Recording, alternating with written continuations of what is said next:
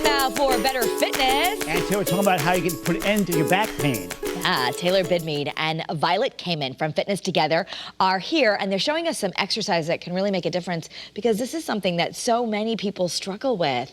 Thank you for being here, guys. Definitely. It's our pleasure. Thanks for having us. So Violet, who looks like she's in amazing shape, and she is, but you have struggled, really. You had some major back injuries that you've had to deal with. Yep. In 2006, I had a snowboarding accident where I herniated the disc, rehabbed it, Ow. and then last winter, unfortunately, re-injured the same disc. Shoveling. Be careful when you're shoveling. Yeah. You really, have somebody else do it. Yeah. 100%. So back exercises are like my passion, 100%. And AJ, I know you love the gym. You've probably hurt your back before. Yeah, I have, yeah. Yeah. Doing a 40 deadlift, boom, popped right out. So Taylor, who's the trainer, is going to show us how to do things right. So Violet, you're going to actually demonstrate a few things. There's some, you're going to want to watch this at home, maybe watch the video again on our website, because there's a couple exercises that are going to make a huge difference for people. Yes, and what's important to know is these exercises aren't strengthening exercises. Okay. These are functional exercises. So you could do these 2-3 times a day just to warm up that area. Okay. Because a lot of times what will happen is the area will get weak, and that's that weakness that will actually cause the injury. Okay. All right. Yeah. We're going to start with the pelvic tilt. Yes, this one seems very simple.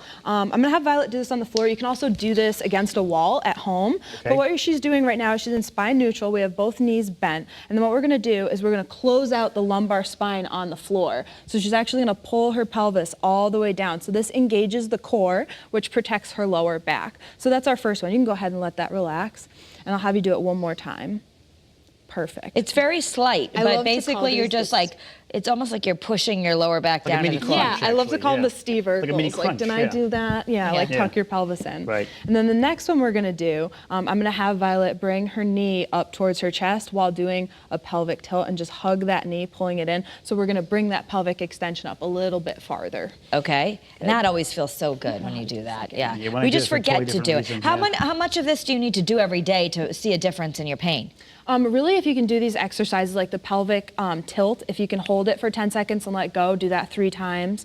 Doing these alternating legs, 10 to 15. The next one we're going to show you. If you can make a little 5-minute routine for yourself in the morning and maybe before you get in bed at night, it'll probably take 2.5 to 3 weeks before your back's going to really start feeling better. That's not much time. That's great. Okay. Yeah, it works.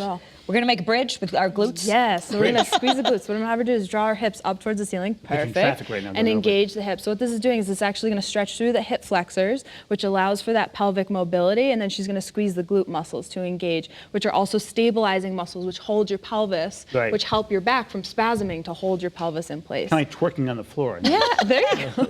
Need some music, please, music. And in our final minute together, we're going to do something called the dead bug. One of my kids would love that. I have tons at my house. So I'm going to have her put our arms all the way up straight, and then we're going to pull the shoulder blades up off the floor. Then we're going to stack the knees evenly over the hips, 90 degrees with the knees. Perfect. And hold. Now what's important about all these exercises is that pelvic tilt. So if you see, she's actually holding her back all the way down while doing this. Okay. Holding this position is an isometric exercise. It's the modification before a plank. Very good for the core. And if this becomes easy, what I'm going to have her do is I'm going to have her rotate one leg at a time down towards the floor. So she's keeping that knee bent, that knee locked, and rotating her heel down towards the floor. That rotation through the hip makes it harder for her to hold her pelvis down in this position. Well, thank you so much. Yeah, thanks for having us. Nice job, babe. I cannot do that at all. I love the name, the dead bug. All right, to learn more about booking an appointment at Fitness Together, fitnesstogether.com.